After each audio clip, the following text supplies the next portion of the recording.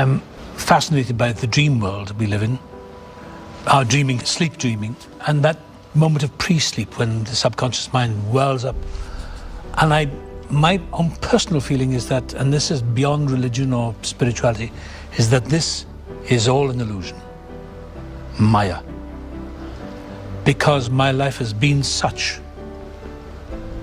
Sitting here tonight, 40 years ago, I wanted to come to the Actors Studio. None of it makes any logical left-brain sense to me.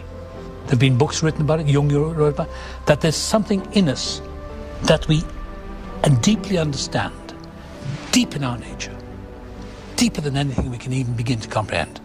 And that certain moments in our life we get little signals, little flashes. I had one moment when I decided to change my life. Little flashes that says, it's yours if you want it.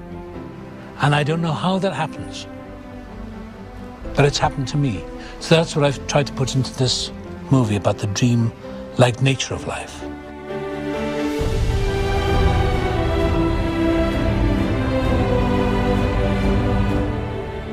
What do you think happens? I don't know. I think there's a superior consciousness in all of us that we touch into sometimes. I don't know if I believe in anything. I mean, I'm a deity, but I believe whatever that thing is that we talk about for centuries, I think it's just within us. I mean, remarkable things have happened in my life by just wishing or asking for something, for a bit of help. And I don't believe, I'm an agnostic, I guess. Is there any way you can help me, or whatever? And there's something inside us that will respond, I believe. I really believe that. We have to make our lives, because life is tough. We have to believe in the power of life. My life in this acting game has just been one long drawn-out surprise. I'm surprised that I'm still here, for example. When I was a little kid, starting off in the YMCA, Port Talbot, having no idea what I was going to do, because I didn't know what else to do, sure beats working for a living. But I used to jump on the back of those double-decker buses and hold onto the white pole. I never wanted to go inside. I used to love swinging on the thing, you know, the wind in my face. And that's been a metaphor for my life in this business. There is no shortcut to happiness. You have to live your life, and if it hits you, fine. But it's a morality tale. When I was younger, I wanted to be famous. It all happened, and it doesn't feel any different. It's very pleasant, but I don't take it seriously. I take it all with a little grain of salt. We all sell ourselves to some degree, I think. I was told I sold my soul for Hollywood. Well, maybe that's true. I've been told that I sold out. Success doesn't necessarily bring you unhappiness. It can bring you a lot of happiness. It's relative. It depends how you handle it. And I think when you're younger, it's harder to handle. And as I've been around for some years, I think I've got a fairly good balance, but maybe that's pride talking. But I feel fairly balanced. I've been around the city block a few times, and you mellow out and you just don't take things too seriously. Do something new. You know, you can't stay in your comfort zone. That's what we all do. We get to a certain age, we all stay in our comfort zone with our recliners, watching television day in and day out. And when you get to a certain age, I'm going to be 70 at the end of the year, where I sit around watching television for the rest of my life because I've done it all, sitting on my laurel wreath. It's not worth it. I mean, life's so short. There's such glorious images in the world, and such horror as well, that I want to see it all. And so I've moved out of my comfort zone. It's essential for me. Otherwise, I may as well die. So I've done it. I've broken every rule in the book, and not out of malice or any telling anyone that I'll show you. I did it to show myself. I've shown myself. I looked in the mirror. I thought, I'll show you one day. And I've done something completely new. I wrote the music, and I feel limitless.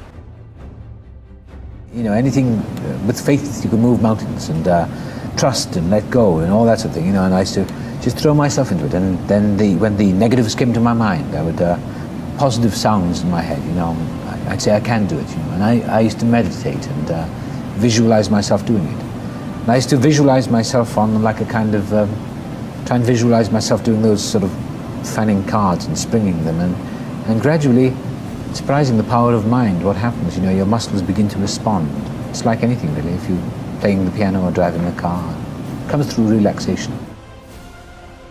And not to take life on its face value, that it's all a mystery and it's an illusion, and that everything is random and there are no guarantees. And also, I don't know what to take. There's no message in it. I'm not meant to miss. It's also, I know people are getting a strange intuitive feeling about the nature of it because they're talking about the subconscious mind, the nature of memory and dreams. The whole thing is a dream. Everything in it is a dream. And I'm not sure where the reality is. But when you look at our own lives, we don't know if there's any, we don't know what reality is. We don't know what life is. We don't know what time is. We could be dreaming in this at this moment. We don't know. That's how asleep the human race is. So our whole history has been one of a slumber. And sometimes it takes a little bit of, I wanted to wake people up a little, just pull the rug. Say, oh, this is a movie. Now we sit there and go, what? That's what I want to do. In your 79 plus years on this planet, what is there a bit of wisdom that you can share with us that maybe something we wouldn't know because we've overlooked it, or something that you really, above all else, you think you've learned that you can share with us? Just keep going. Keep going. Never give up. I think that's really good advice. Never give up.